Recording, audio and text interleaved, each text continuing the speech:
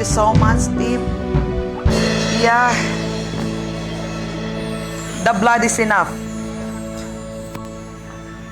Pag meron kayong mga challenge sa buhay nyo, go back to the blood. If you confess your sin to God, is faithful and just to forgive us and purify us from all unrighteousness. It's good to see ourselves righteous. It's good to see ourselves sinless. It's good to see ourselves, alam mo, the way God sees you. So we need to renew our mind. Amen? Topic natin ngayon, reprogramming. Balik tayo dito sa ating topic. Okay. Para, it takes time talagang to establish the Word of God. Okay. Holy Spirit, help me. Okay, balik tayo ha. Huwag matulog. Okay, ulitin natin. Maliwanag kanina, there's no condemnation, no more shame. And God made us free. He made us free. Ginawa ka niya malaya. Ginawa ka niyang malaya. Ginawa ka niyang matuwid. Kaya wala talaga tayong gawa. Lahat gawa niya para maging ikaw yon ngayon. Kaya anong gawa natin na kailangan natin is yung paniwalaan anong ginawa ni Kristo sa atin. Kasi ginawa kanyang matuwid, ginawa kanyang matuwid, ginawa kanyang matagumpay, lahat ginawa kanyang maganda. Lahat ginawa niya. Kaya ang gawa natin na gagawin natin is yung paniwalaan yung ginawa niya para sa atin. Amen? Hindi tayo magsusumikap na maging ganun ka. No. God made you already. We are created in the image and likeness of God. Amen? So ulitin ko, ito yun, spiritual and body. Balik tayo dito ha, okay lang? Okay lang? Yes. Hanggang talaga mag-sink in, kahit magtulog kayo, wala na, di na maghihiwalay sa utak mo yun. Kasi kung mawala pa sa isip mo, na wala pa liwanag. Okay? So ito yon, no, tao, bago tayo, nung tinanggap natin si Kristo sa buhay po natin, remember, ito'y binago na ni Lord. Ang totoong ikaw, ito, spirit, okay? We have a soul and we live in this body. Kaya yung body natin ay damit lang, no? Container ng ating soul and spirit. Okay. Meron akong so ito clear na. Ito clear na, you are redeemed, you are forgiven, you are made free. Pero ito nga yung problema natin. No?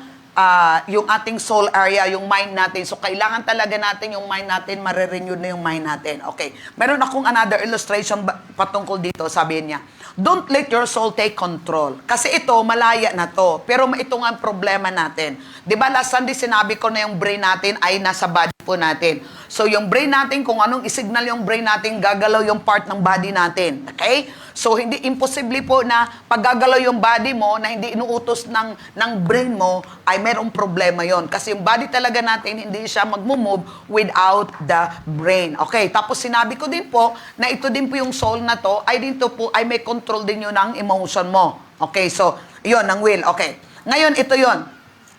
It is important to understand the difference between spiritual and body. The spirit, ito yung innermost, ito yung heart. Ito yung core area ng body natin.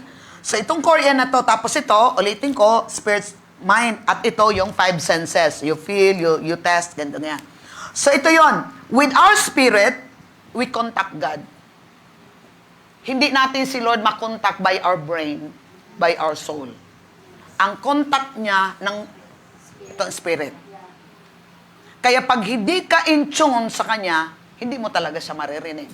Kasi, ang contact niya, yung spirit. So, ikaw mismo, kung hindi mo ma-identify yung spiritual and body, you are confused. Hindi mo alam kung ano yung boses ng Lord, ano yung pinapagawa ni Lord sa'yo, because you cannot identify, no, kung sino talaga, saan talaga. Kasi ang Lord, pag mag-contact si Lord sa atin, the spirit, mayroong joy, mayroong peace, may clarity.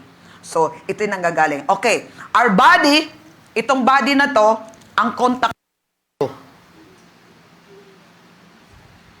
Kaya, pag hindi ito napaliwanag ng maayos, akala mo, totoo, yung pala hindi. Kasi, hindi niya ma-identify, no, kung ano yung sa mundo at ano dito yung sa spirit. Okay. So, ang body, contact niya yung mundo. Ang spirit, contact ni Lord. Okay. Ang soul natin ay contact ito ng ating sarili. So, kung ano sinasabi ng soul area mo, ito ngayon, ang body ang susunod. Kung anong sinasabi ng spirit mo, ito. So, ang mouth natin, so, my soul want to control a situation, yet, my spirit may let me know that doing what my soul wants will not please God. Okay. Ang kunyari, ito, nag-control ng situation. Tapos, sinabi ng spirit mo, pag gagawin mo yon, yung sinabi ng soul, hindi yon magpi-please kay Lord. Okay. May authority ba siya? Hindi, kasi merong free will. Okay, ngayon, may sinasabi ng isip mo, ng soul mo, ng mind mo, tapos may sinasabi ng spirit, ngayon, ikaw na yung magdesisyon kung alin susundin mo. Okay, kuha? My soul, itong soul ko, want to do whatever will keep people happy with me. Gusto kong gawin kasi masaya sila pag ginagawa ko to. Man, pleaser. Yet, my spirit knows if I do so, I will not be true to myself. So, hindi mo maluloko ang loob mo. Ngayon, ito yon. Anong gagawin mo? So, ang soul, gusto niyang i-please yung tao. Ito, pag ginagawa mo yon, hindi mo ako mapiplease. Pero look, anong ginagawa ng tao? Pag hindi ito strong, gawin to please. Pero, they're not happy. So, we should never go against what we know to be right for us. Just keep someone else from being unhappy. Ay, pag hindi ko kasi gagawin to, ano sasabihin nila? Hindi sila masaya. Kaya gagawin ko. Pero pag ginagawa mo yon, hindi ka rin masaya. Kasi alam mong hindi siya masaya. Ang tanong, sinong pinapasaya mo? Kasi kung hindi ito masaya, hindi ka rin masaya. Kung itong pinapasaya mo, hindi ka masaya. So may mimili tayo. Kaya maramdaman mong hindi ka masaya, kahit anong ginagawa mo, bakit? Sila ang pinapasaya mo. Bakit ginagawa ko naman lahat? Bakit hindi nila na-appreciate yun? O may nag-close eyes na naman dito. Paano to maintindihan? Makuha? Pipilitin mong pasahin mo yung tao. At doon ka magre-reklamo, ginawa ko mo ng lahat, pero bakit hindi sila na-satisfied? Kasi ang ibang taong pinapasaya mo. And when you do it, you're not happy because God is not happy. But if you want to please God, I don't care if you don't like me. I'm happy because my God is happy. Renewing of the mind. So wag tayong go against. So the only way to live authentically is to learn to follow the Holy Spirit of God, who leads us through our spirit. So the Holy Spirit will lead us through our spirit, not in our soul, not in our body. So kailangan magkaroon tayo ng division. The Word of God will divide the truth. Hindi ka magiging totoo. Hindi ka authentic ikaw. Kasi you are not led by the Spirit. He does this in many different ways. And a major one is peace. So once naggagawin mo yung will ni Lord, ang magre-result sa'yo, ang benefit mo kagad, mayroong peace. Secure yung peace mo. Wala kang ibang iniisip na tao. Kasi you know, this is what the Lord want me to do. So you please God instead man. You obey God rather than man. So as we do what is right for us, so, pag ginagawa mo yung gusto ni Lord, you are doing right to yourself. Because the real you is spirit. Kaya pag hindi mo ginawa yung pinapagawa ni Lord sa'yo, you're not doing right to yourself. That's why you are not happy. So, sino magbe-benefit? Tayo. Okay? So, ano mangyayari? We will have a deep peace about it. If we do what is wrong for us, that sense of peace will be missing.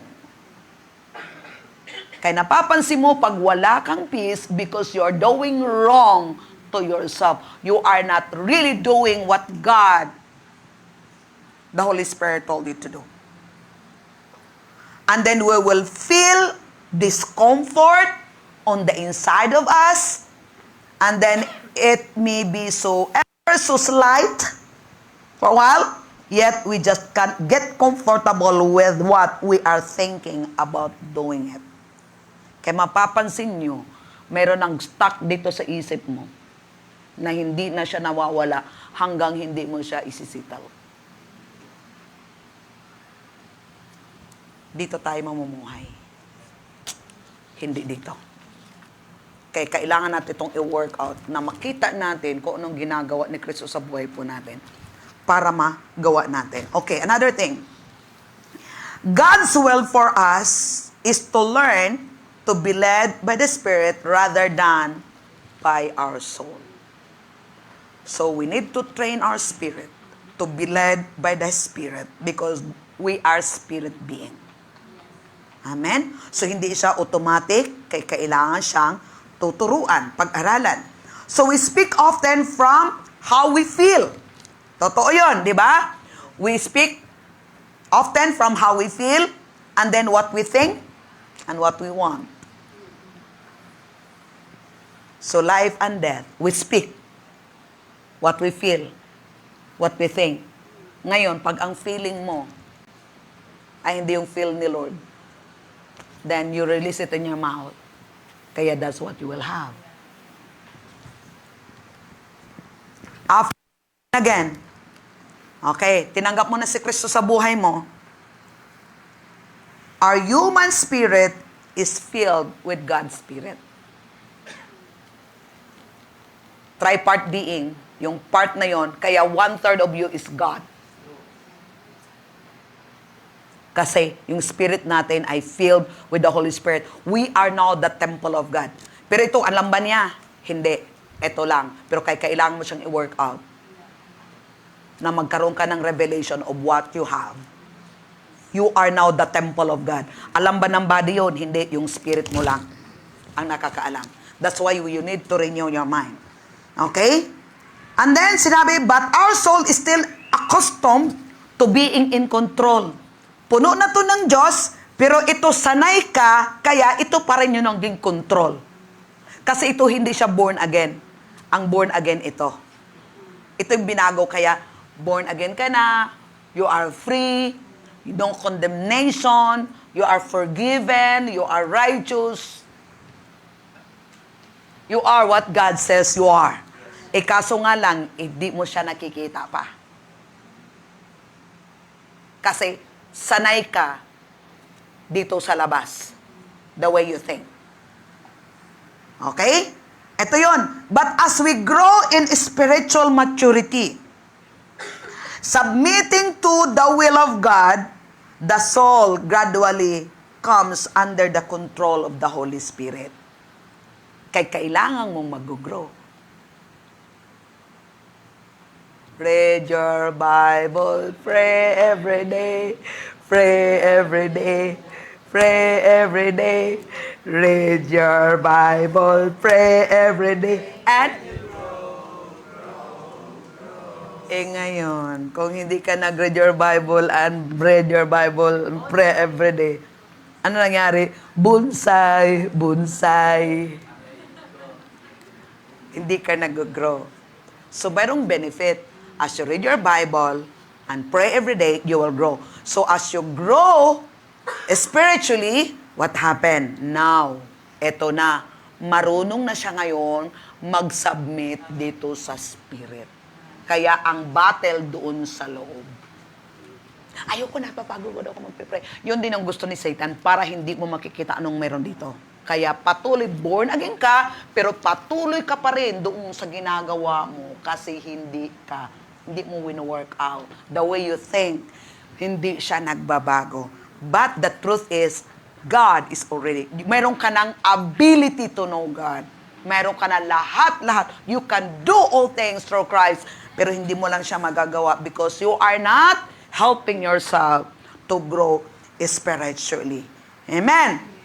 And then this happened little by little as we learn God's will through His Word, and we no longer allow our soul to be in control. Kaya as you grow, kaya you increase of the knowledge of the Word of God, so alam mo na itong will ni Lord, alam mo na, so unti-unti na siya ngayon nagliliwanag, unti-unti na itong soul area mo ngayon, yung mind mo ngayon, unti-unti na yung will mo, Lord, not my will, O God, but your will be done. Unti-unti na kayo nagsasubmit, kaya unti-unti na si Lord ngayon nagmamanifest sa life mo. Kaya ginagawa mo na ngayon, hindi yun ang gagaling sa'yo. Alam mo, lahat ng ginagawa mo yun ang gagaling kay Lord. Because you are not relying anymore in your mind, in your will, in your emotion, but you are now relying sa will ni Lord. Anong gusto ngayon ni Lord, yun na ngayon ang ginagawa mo. Kaya sinabi ko kanina sa devotion, mas magaan kasi wala ng resistance sa loob. Andito ka na totally surrendered na kay Lord. And then, yung intimate relationship you with the Lord. Amen? And then what happened? We might say that we surrender our self-will, but a little time. Kaya kapatid, one day at a time talaga. Yung pagsunod natin kay Lord, yung grow natin hanggang pagdating ni Kristo. Don't stop learning because we are forever disciples of God. Amen? So the more we love Jesus, the more we want to obey Him and walk according to Spirit. Kaya yun yung love talaga natin kay Lord. Kaya kung hindi natin talaga mahal si Lord, sinabi ng John 14:15, if you love me, you will obey my commandments. So as we increase in our love to the Lord, mahal mo na lahat yung gusto ni Lord, gusto mo nang gagawin kasi mahal mo si Lord. Our love for Jesus grow as we observe and experience His goodness, love, mercy, and forgiveness, kindness, and many other wonderful attributes. So, as long as we allow the soul to be in control, we're not free. Bagamat free ka na, pero if you are not, so sino mag-allow? Ikaw, hindi si Lord. You allow yourself. Hindi ka free. Kasi ginagawa mo pa rin yung flesh. Pero if you allow your soul, no? Di mo siya i-allow. Ma-experience mo yung freedom. Amen? So to renew our minds means to think differently than the world thinks. And learn to think as God does. So mayroong trabaho ito. Tingnan mo, sinabi ko lang to, kasi wala naman to, tagasunod lang naman to, damit lang to eh. Ito yung working sa loob. Pero look, yung mundo, saan nag-focus? We, as born again, kailangan mo talaga ma-born again kasi ka talaga makapasok sa langit. Whether you like it or not. No one can enter to the kingdom of God and this is born again. No one can enter to the kingdom of God and na-born again ka na, saan ka na ngayon? Sa kingdom. Kaya ito yung operation ng kingdom, hindi dito sa mundo. Kaya kailangan mo talaga siyang i-renew. Kasi kingdom na tayo. Nasa kingdom ka na, but the way you think is world pa rin, wala talaga. Kasi hindi mo ni-renew yung mind mo. Doon ka pa rin dapat reverse. Ulitin ko. To learn, to renew the mind, means to learn to think differently, to learn to think differently than the world think and learn to think as God does. We renew our mind by studying the Word. Read your Bible, pray every day. Read your Bible, pray every day, and you grow. So clear? So may trabaho. Kaya hindi lang Sunday. Araw-araw. Amen? Araw-araw. Okay. Tingnan din natin, ate, Jeremiah 17. Marami tayong magdidemonstrate. Kasi reprogramming ng mind, it helps. Huwag tayong mag-focus dito, kapatid. Manifestor lang itong anong nangyari. Ang totoong laban talaga dito, ang totoong pagbabago sa loob. Ang totoong may nangyaring maganda sa buhay mo ay dito sa loob. Kung walang nangyaring maganda, hindi mo ito ginais. At kahit anong paganda mo dito, hindi talaga ito gaganda pag hindi yung loob. Maganda. May tip. Sa marunong maghugas ng baso, anong inuunang hugas? Loob. Sino ditong sa labas maghugas ng baso? Loob. Bago ang labas. So, ganun din ang tao. Loob ang aayusin bago ang labas. Kasi reflector lang to. What's happening in the inside.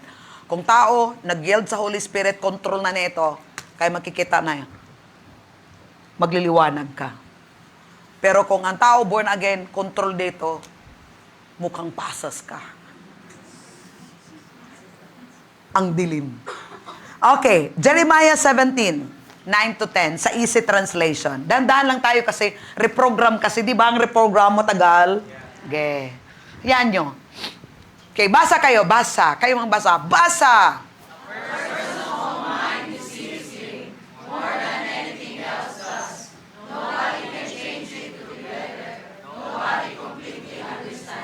Okay. Stop muna. A person's own mind, sinong nag-deceive? Him. More than anything else does. Nobody can change it to be better.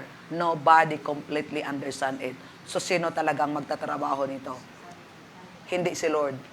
Ikaw. Kasi ito tinatrabaho na ni Lord. Tayo ito.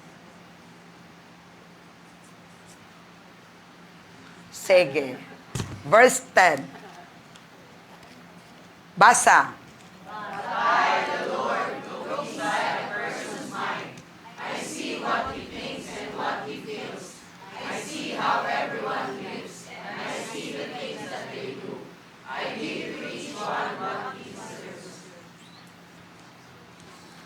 Man looks at, God looks at the heart, but man looks at the appearance of the person. Kapatid, alam niya yung iniisip mo. God look sa loob ng isip, sa soul. I see what he thinks, what he feels. I know. I see how everyone lives, and I see the things that they do. I give. Kasi bakit? Ngayon ko lang nakita, naisip. Dito kasi sa loob. Di ba na parang nakakalungkot, di ba? Tingin-tingin lang siya, wala siyang magagawa. So, kailangan na niya ng cooperation. Nakita niya. But if you will not allow him, he can't. Nakita niya yung naramdaman mo. Nakita niya lahat. Naunawa naman ako ng Diyos. Oo, naunawaan ka. Pero sinabi ng Diyos, ginawa ba natin? Nakita mo, wala magagawa si Lord. It's our choice. Kasi may ginawa na siya sa atin. Ang gusto ni Lord sa atin is our response. Kaya who we are today is the result of our response to the Word of God. So kung baguhin natin yung response natin sa Word of God, then mababago yung buhay natin. Wala talagang iba. Clear? Okay. Liwanag? Mind? Kaya huwag kang magalit. Kung naluloko ka, ikaw ang nagpaloko. Balik tayo. Hindi ako galit. Basahin lang natin scripture. Sa verse 9. Oh, a person's mind deceives him eh.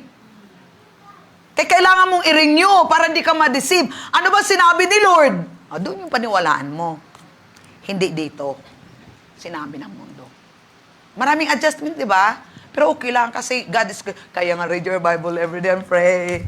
You grow, grow, grow. Kaya kung hindi ka nagpipray, hindi ka nagbasa ng Bible, kung ano-anong binabasa mo, wala. Mukhang dito lang tayo ngayon, pero kailangan matapos ko to. Di mo lang tayo ngayon. Okay, tingnan natin yung proseso. Sa Isaiah 55, 8-11. Ito talagang binigay ni Lord. Hindi ako pinatulog ni Lord nito eh. Okay, Isaiah 55. Okay. Easy ba din? Sige, tingnan natin dyan. Okay. The Lord says, remember, my thoughts are not the same with your thoughts. The way that you do the two things, is not the same as the way that I do things. Kaiba talaga, ha? Okay, next verse. The sky is far higher than the earth. In the same way, I do things in a much better way than you do. Also, my thoughts are much higher than your thoughts. And where is He? Nasa atin. Diba? Okay, next verse. The rain and the snow comes down from the sky, and they do not immediately return there. Di ba may evaporation mo muna yon? Kaya hindi siya automatic. Science, punta tayo ng science. Oh, napuno na yung cloud, madilim na. Kasi hinihigop na niya. Balik-balik lang yon. Tapos, anong ginawa niya? Instead, they gave water to the earth, so the crops will grow there. Then, the farmer has seed to plant, and people have food to eat. Next. It's the same when I give my words to people. Ayun. It will not return to me without any result. When God released the word, hindi yung babalik na walang result. No. My word does what I want it to do. Ano daw? My word, hindi yung word mo. My word does what I want it to do. What I promise to do will certainly happen. My word does not. Hallelujah. Kapatid, that's what I want it to do. Now, ngayon, dahil na-renew na yung mind mo, nag-submit ka na, yung iniisip mo, iniisip na ng Diyos, kaya yung bibig mo, bibig na rin ng Diyos. Kaya once na sinasabi mo yun, mangyayari siya, kasi isa na kayo. Now, you are in agreement with God. So what I promised to do will carry it up. So ano mangyari? Yung word, you will let the word works. As you speak the word, you let the word works. So ito paano nangyari? The word sends forth His word. The Lord, okay, ito yon. Ang Diyos, pinadala niya ang kanyang salita. Okay ha? Makinig. Makinig. Kaya huwag matulog. Bukas ang tainga. Ha, bukas. Ito. Oy, body. Kasi body ito nakikinig eh. Hindi nga eh. Hindi ka nga antok eh. Hindi ka nga antok. Gising ka nga. Hey! Ano nung ginawa ng word? His words gets into your mind. Kaya pag natulog ka, pag nag-close eyes ka, pag nag-beautiful eyes ka, pag nag-roller coaster ka, wala talagang mangyayari. Kasi bakit? Dinidistract ka para yung word hindi papasok dito. May process. Yung word na pinagsasabi-sabi ni Lord sa'yo, yung word na narinig mo ngayon, dadaan din dito. Kung nagko-close eyes ka, kung nag-beautiful eyes ka, kung naggaganong-ganong ka, kung dinidistract ka ng body mo, hindi yun makapag-penetrate dito. Ito yung proseso, dadaan sa tainga mo. Kapatid, may utak ka, may isip ka. Doon yun yung proseso. Bago yung pupunta dito sa loob. Kaya dito yung salaan. Niwala ka o hindi. Dito yun. Kaya pag...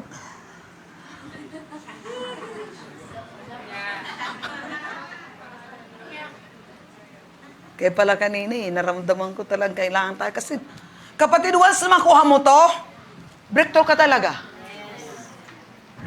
Lahat ng tanong mo tapos na. Ang kailangan mong i-work out mo na lang kasi naintindihan mo, nakuha mo na, natuhog-tuhog na mo na. Pagkukunik-kunik mo na lang yon. Okay, eto yun ha. Dadaan dito eh. Bago pa dito.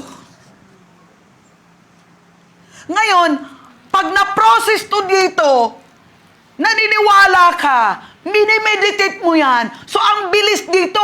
Kaya ngayon makikita mo, yun pala yung will ni Lord. So, pag hanggang hindi siya na-renewed, hindi mo talaga makikita ang will ni Lord. Kaya ano nakikita mo? Yung will mo at saka yung will ng mundo. Kaya doon ka lagi. Kasi hindi mo nakikita ngayon yung will ni Lord. Kasi nung nagturo si pastora, ganun ka. Pumunta ka pa ng church. Natulog ka na lang. Sabi mo, pastora, bakit nagkaganon? Kasi ito. Yung mind. May mapupulot ka ba? Wala. And then what happened?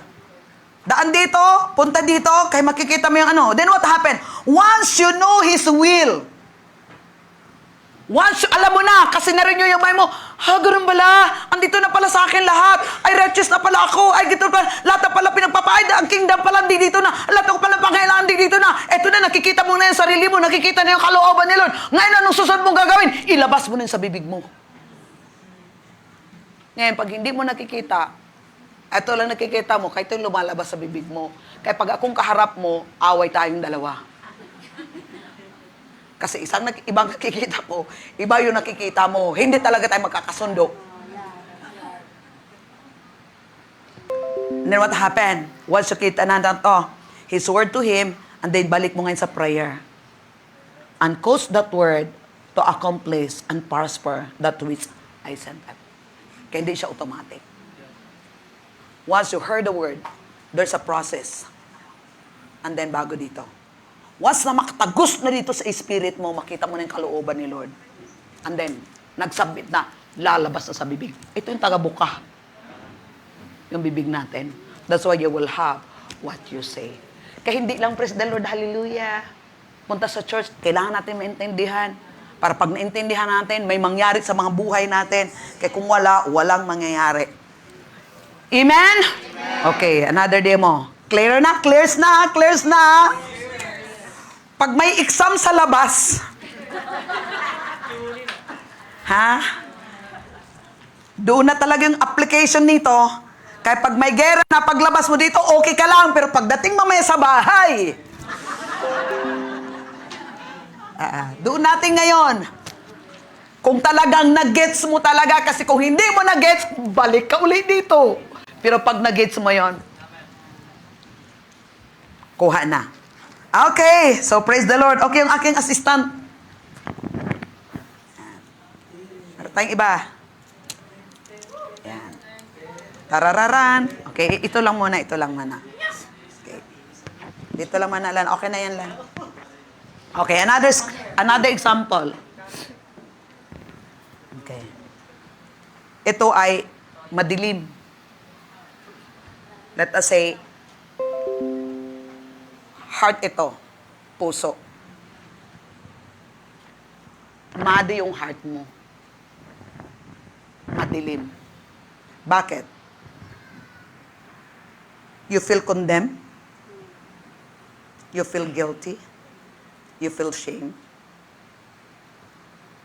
Because of sin consciousness.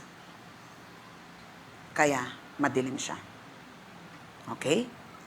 And then, the other glass is clear, where your heart is washed by the blood of Jesus. Cleanse your conscience from all deed works because of what He has done at the cross. I'm trusting that you understand yung kanta kanina na pinapabalik ko. Okay? And then you are saved. Lahat ng kasalanan mo ay malinis na.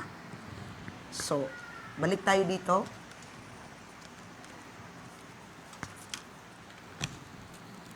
Pag renewed na yung mind mo, naintindihan mo, ito yung itsura ng puso mo.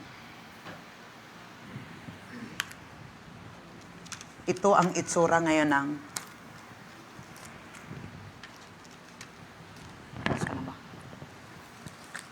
ito ngayon ang itsura ng loob mo.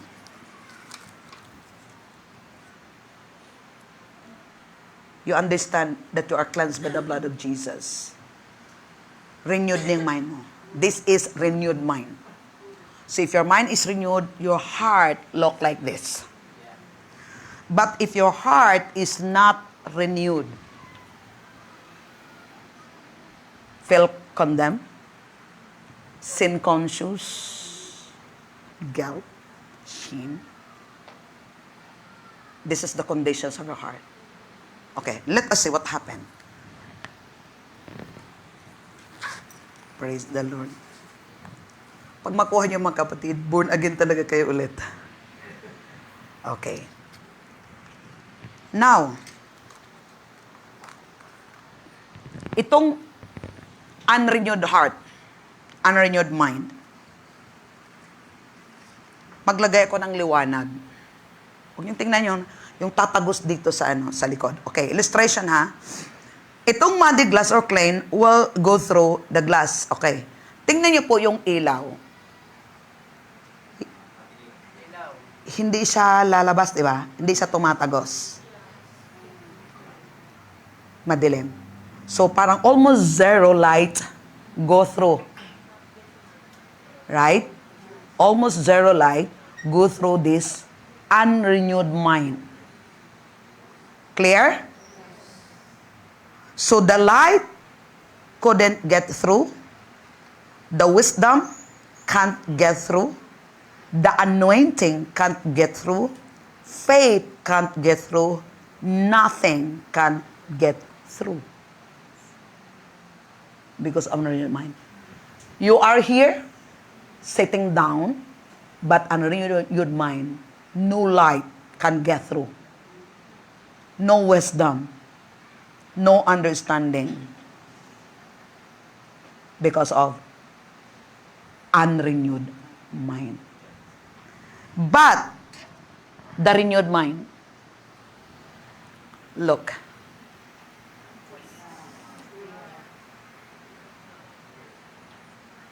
Full light. Because you understand that you are cleansed from all dead works. So, kailangan natin. Kaya ano sinabi ng Matthew 5:16? Let your light shine, so shine before men, that may see your good works and glorify your Father. So, people cannot see good works in your life unless your mind is unrenewed. Kasi, ang heart natin, yung body natin is the reflector. Kaya what's happening in the inside of you, pag cleanse yun, it will goes out. Yung body mo, you look different from other people. Because clear ka. Pero pag ito ka, wala kang kaibahan sa mundo. You are not a blessing. No supply. Sorry for the word ha. Pabigat ka. Why? No wisdom. No light. How can these two go together? How can these two in agreement? Ito klaro, ito mundo. But there's a remedy. Ate Ani, kailangan na kita, Ate Lani. Kaya kailangan lang ng desisyon. No? Balikan natin. Kunyari ito yun. Read your Bible, pray every day. Pray every day. Unti-unti siyang marinyod. Unti-unti siyang marinyod. Meditating the Word of God. Doing the Word of God. Doing the Word of God. Doing the Word of God.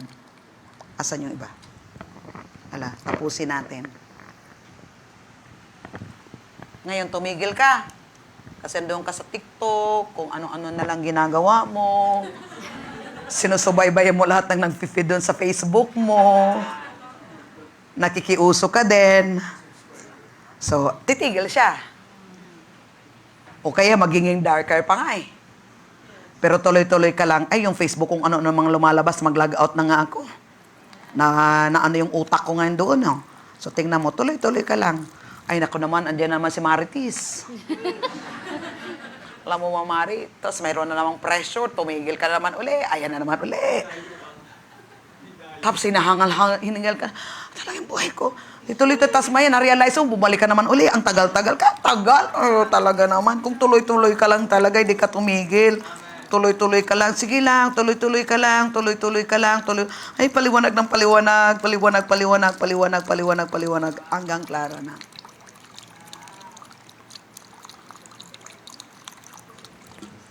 Madali po ba? It takes time. Pero ito yun, kung nakita mo na, bakit ka titigil? Kung na-enjoy mo na, bakit ka titigil? Tuloy-tuloy lang. Hanggang pagdating ni Kristo. At anong gagawin mo? Huwag mong hayaan na dudumihan uli. You keep yourself. Look for people na makatulong sa'yo. Makarelate sa'yo. Kasi kung titigil ka, babalik at babalik ka naman ulit. Amen? Okay, clear? So, thank you.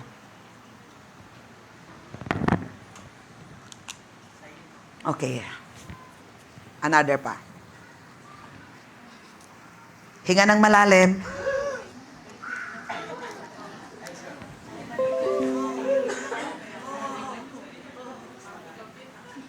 May trabaho. Pero kung nakikita nyo, you have a revelation this, you catch in the spirit, you will be excited. Yun lang palang gagawin ko. Yun palang kailangan ko. So you have to work. Talagang i-work out mo talaga. You put yourself entirely into it na maayos yung loob natin, yung spirit natin. Kasi pag hindi yun maayos, sayang. Yung ano yung dinideposit mo, Lord, biro mo, binigay ni Lord sa'yo kingdom. Kingdom ang binigay ni Lord sa'yo. The kingdom of God is within you. Tapos anong kingdom ang binibuild mo?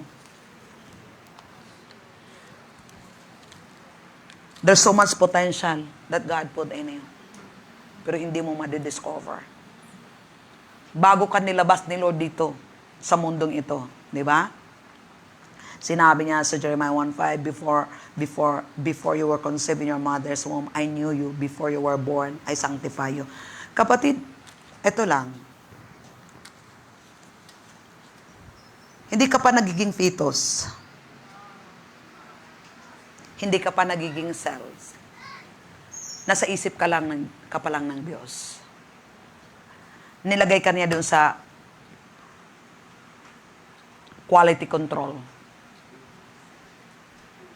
Chine-check niya. 100% guaranteed. Perfect. God put everything in you to overcome every challenge pagdating mo dito sa mundo. Hindi ka nilabas sa produkto, sa factory, nang hindi ka kumpleto, fully tested. At mayroong guarantee. Mga cellphone, lahat ng mga produkto, bago ilabas sa market, quality check. Kaya mayroong guarantee. Bakit binigyan sila ng guarantee? Because they prove it. Prove nila na kung anong quality yung gawa nila. Kapatid, ganun din tayo. Bago pa tayo nilalabas, proven, guaranteed, quality check. Na anuman ipapagawa ni Lord sa'yo dito sa mundo, kaya mong gawin. 100% with high quality. Kasi yun yung pagka-design niya sa atin. Ngayon, pag hindi mo i-renew yung mind mo, ito lang talaga yung buhay namin, ganito lang kami, ganito. No. There's so much more. Amen? There's so much more na ibibigay ni God sa atin. Okay, balik tayo doon kay ano. Kaya anong kailangan natin? Sa 2 Corinthians 10, 3 to 5, sa easy translation on So, clear na ha?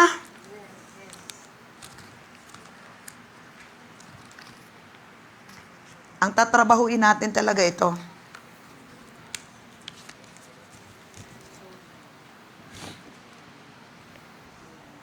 Start sa 10 verse 3. Chapter 10 verse 3. May natutunan kayo? Yes. Tumatagos ba? Yes. Pag hindi, ewan ko na sa inyo.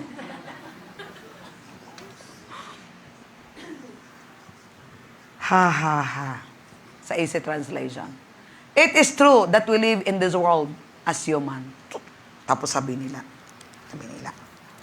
Ganun talaga. Kasi tao lang tayo. Alam mo naman. Tao lang talaga. Oo nga naman. No? Kaya excuse, tao lang kasi. Kaya talaga magkakasala tayo, magkakamali tayo kasi tao. Alam ng Diyos na tao ka, nilikha ka niyang tao eh.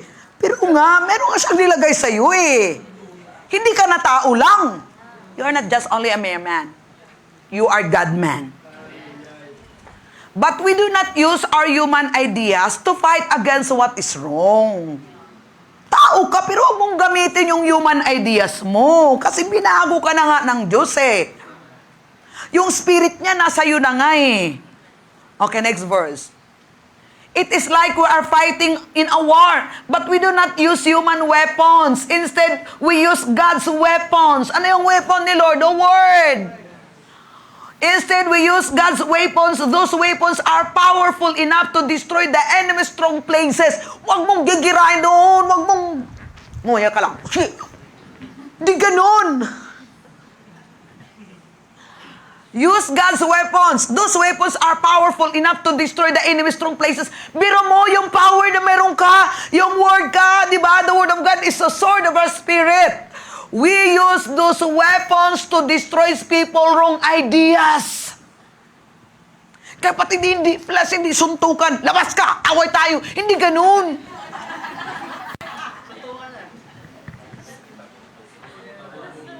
Word. Kaya huwag natin gamitin yung human ideas natin. Mayroong wisdom ni Lord. Okay, next verse. Hanggang 5. People may speak proud ideas that stop other people from knowing God. People may speak proud ideas that stop other people from knowing God. We show that those ideas are completely wrong. We change the way that people think so that they want to obey God. So kailangan natin na lang yung gospel talaga. Kaya kung ikaw naman, hindi yun yung mind mo. Di si Kumari pupunta sa'yo. Anong ginawa? Tuturuan mo naman yung ideas mo.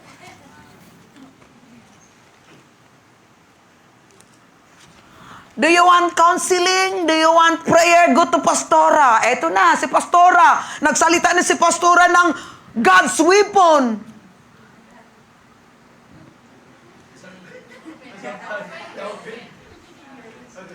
Tas na-offend.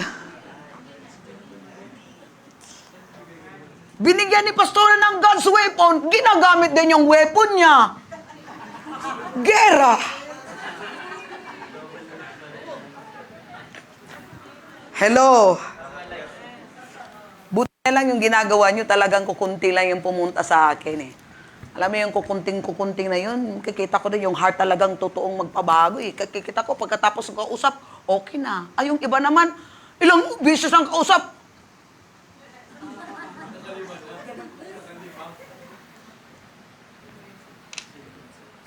We change the way that people think so that they want to obey God. So if you use God's weapon, it will help people being renewed yung mind nila pag bukas nga yung isip. Kaya pag hindi bukas ang isip, ando doon kay Pastora umupo, pero wala na, program na yung utak niya, nakaprogram na, wala talaga. Kahit ano pang re-reprogram ni Pastora, wala. Nakuha natin. Sinong niloloko natin? Sarili natin. We are relying pa rin dito sa ating soul area. Kumbaga yung isip mo, eto pa rin yung pattern. Dito ka pa rin nag-ano sa mundo, hindi nga dito sa spirit ni Lord. So, ibig sabihin, gusto mo, Lord, gusto ko talaga, pero hindi ka naman willing na magbukas ng... Alam mo, si Lord hindi talaga pwedeng magbukas ng puso natin. Kasi kung pwede pa lang yun, di talaga si Adan nagkasala. Yun lang talagang titingnan natin. Hindi si Lord namimilit. Pag ayaw mo, di wag.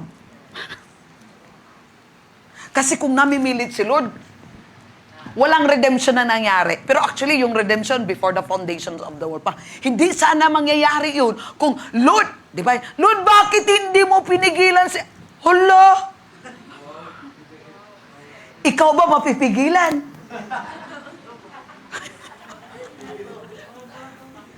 Di ba? Lord, Diyos ka naman, Lord. Bakit hindi mo siya pinipigilan? Tanungin kita, ikaw ba mapipigilan? Hindi ka nga napigilan eh. Kasi result na yon. Kung bakit hindi tayo napipigilan, result yun, effect yun ang ginawa ni Adan. Kaya tayo niligtas tayo ni Lord para matututo kang mapigilin sa akin. Kaya nilagay niya yung Holy Spirit sa'yo, kasabi ni Holy Spirit, huwag mong gawin yan. Di, control ka na. Makontrol mo to. Ngayon, kaya mong i-control. Kung pipiliin mong i-control ang sarili mo. Choice mo din yan. Okay? Hallelujah. Clairs na, clairs. Okay. So nothing in our flesh is going to help us live victorious lives and draw closer to the Lord. Nothing in this flesh will help us to live victoriously here on earth. Only God. Our faith is our victory.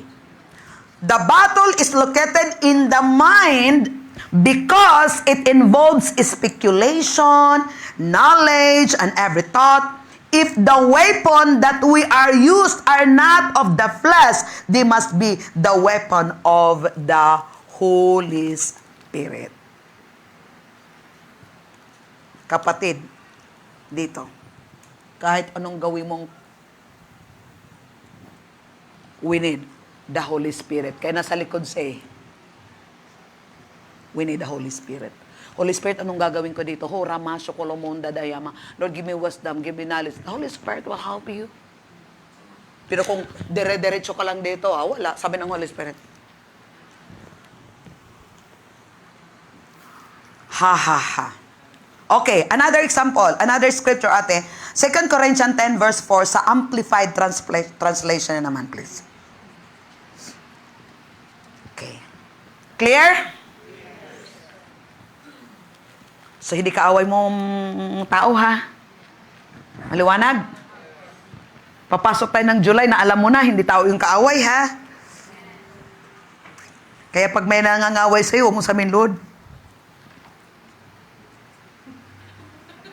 Huwag mo silang pagpapalain. Ano sinabi ng Biblia? Bless those who persecute you. The weapon of our warfare are not physical, maliwanag, weapons of flesh and blood. Our weapons are divinely powerful for the destruction of fortresses. For the destructions of fortresses. For the destructions of strongholds. Yung mga mind kasi natin yun, kapatid, pag hindi ito, may stronghold na kasi. Nakaugat na talaga siya. So, pulling down strongholds, you will never be successful in allowing the Holy Spirit to reprogram your mind until the enemy strongholds in your mind are not torn down. Kahit anong help ng Holy Spirit sa iyo, pag hindi mo tutulungan, ikaw yung magbukas. Nalala mo yung bulb? Ikaw yung magbukas. Hindi si Lord. Lord, I choose to renew my mind. Gamitin mo yung Romans 12 verse 1 to 2. Father, thank you. You offer to my body, Lord. God, and I choose to renew my mind. So dahil nakikita nyo na itong picture na to, yung image na to, yung illustration na to, keep on meditating on this area. Lord, I renew my mind. I choose to renew my mind. Lord, I want to know your will. And then Ephesians prayers, meron tayong prayer fuel, o yung mga scriptural prayer, gamitin nyo na ma-renew yung mind nyo, ma-open yung mind nyo, that you will see and know the hope of God's calling in your life. Okay. What? Satan's strongholds. What is the picture of strongholds?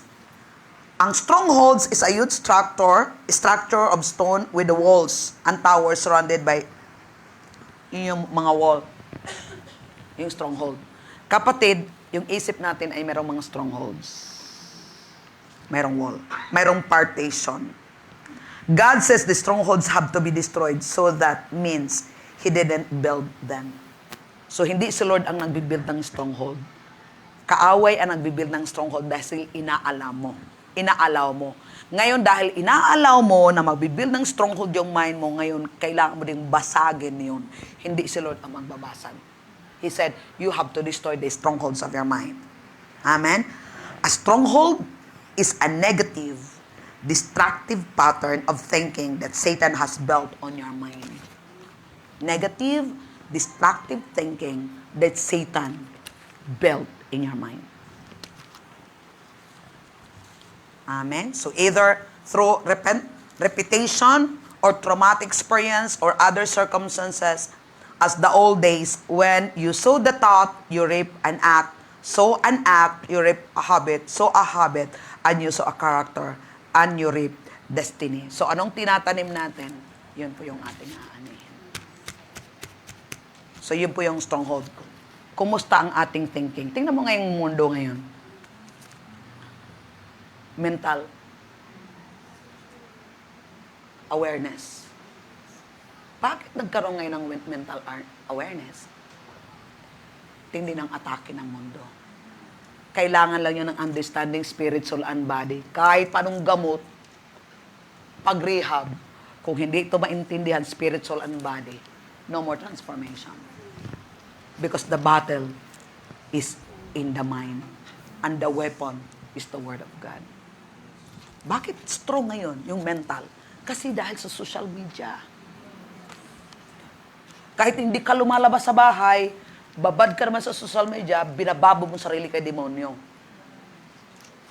At hindi yun maaayos, kahit anong rehab yun, kailangan yun ng spirit, soul, and body. Understanding. Kasi hindi ito mafi-fix ng natural lang. Mafi-fix yun through the spiritual, by the work of the Holy Spirit. Amen? Hallelujah. Okay, last na. Once the stronghold is built, it gives the enemy a place from which to launch further attacks sa mind natin. Once nabibuild na siya, kaya meron ng attack. One reason strongholds are so powerful is that they are so entrenched.